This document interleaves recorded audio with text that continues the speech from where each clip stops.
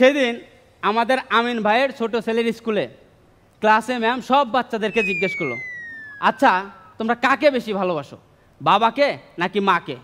সব বাচ্চা উত্তর দিল, মাকে বেশি ভালোবাসি। ম্যাম জিজ্ঞেস করলো, কেন তোমরা মাকে কেন বেশি ভালোবাসো? সবাই বলল, ম্যাম মা আমাদের জন্য অনেক কষ্ট করে রান্না বান্না করে, আমাদেরকে খাওয়ায়, পড়ায়, আদর করে, তাই। শুধুমাত্র আমিন ভাইয়ের ছেলে উত্তর দিল, আমি বাবাকে বেশি ভালোবাসি। ম্যাম জিজ্ঞেস করলো, কেন তুমি বাবাকে কেন বেশি ভালোবাসো? কয়, কারণ আমার বাবা আমার কথা অনেক চিন্তা করে। প্রতি রাতেই আমার বাবা বারবার মাকে জিজ্ঞেস করে, এই বাচ্চা কি ঘুমাইছে? এবার যাকে ডেকে নেব তার বাড়ি আমিনপুর, পাবনা, কিন্তু তার পারফরমেন্স নিয়ে নেই কোনো ভাবনা। আসছেন আরিফ আহমেদ।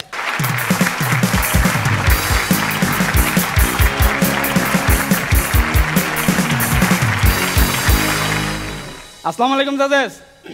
রনি ভাই, এমেন্টর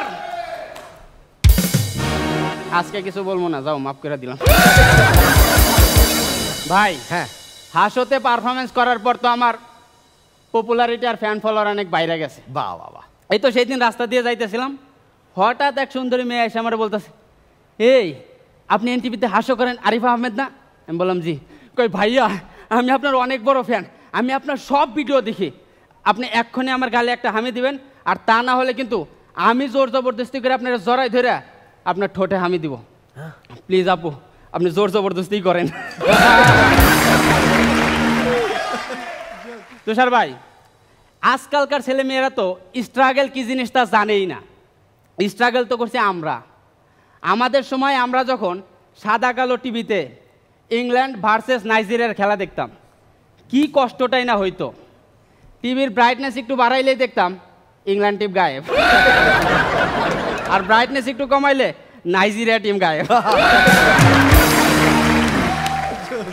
সেই দিন আমাদের আমিন ভাইয়ের বউ আমিন ভাইরে বলতেছে, এই জানো আজকে কি হয়েছে?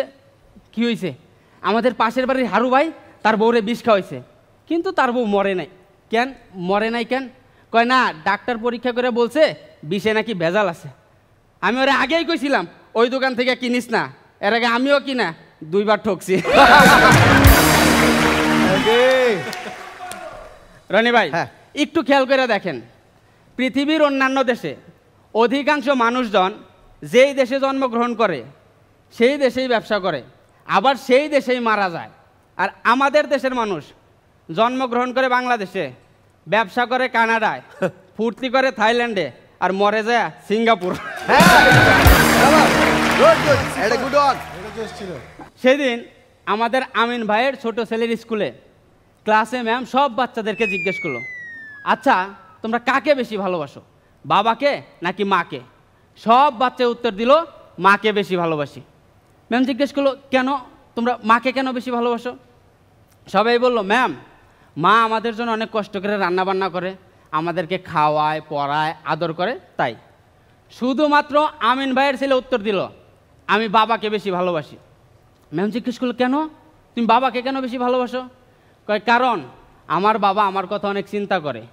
প্রতি রাতেই আমার বাবা বারবার মাকে জিজ্ঞেস করে, এই বাচ্চা কি ঘুমাইছে?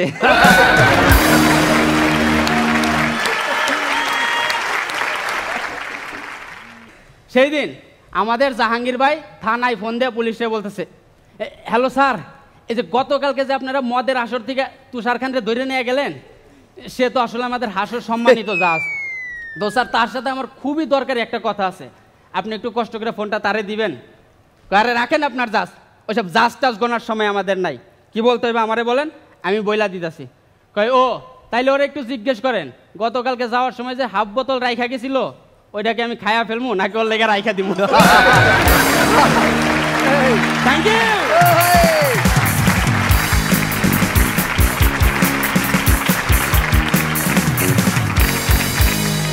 ওকে, বুঝতে পারছি যে সবার চেষ্টার কোনো ত্রুটি নেই। আমিন ভাই, আপনার কেমন লেগেছে? ইয়েস আরিফ আহমেদ, এনার্জির কোনো ঘাটতি নেই, খুবই ভালো লাগছে, তোমাকে দেখতেও অনেকটা স্মার্ট লাগছে, কন্টেন্টগুলো সুন্দর ছিল, আমি খুব মজা পেয়েছি, ভালো লেগেছে। তবে নেক্সট যে আরেকটি তোমার চান্স রয়েছে, সেখানে তোমাকে ডেফিনেটলি যদি নেক্সট রাউন্ডে যেতে চাও অনেক ভালো কিছু করতে হবে। ওকে, আজকের পারফরমেন্সও ভালো ছিল। শবনম ফারিয়া, আপনার কেমন লেগেছে? আরিফকে আজকে দেখতে অনেক সুন্দর হ্যাঁ। লাগছে। হ্যাঁ, আরিফ ভালো ছিল, কিন্তু নেক্সট যে আরেকটা সুযোগ থাকবে সেখানে কিন্তু আরও অনেক ভালো করতে হবে, কারণ কম্পিটিশন এখন অনেক মানে কড়াকড়ি হচ্ছে আর কি। Best of luck. তুষার ভাই, তোমার আগের পারফরমেন্সগুলো থেকে আস্তে আস্তে যে উন্নতির দিকে যাচ্ছ সেটার প্রমাণ আজকে বাহ। অনেক ভালো হয়েছে, এবং আশা করি নেক্সটে আরও ভালো হবে এবং আরও অনেক দূর পর্যন্ত যাবে আশা করি। ওকে,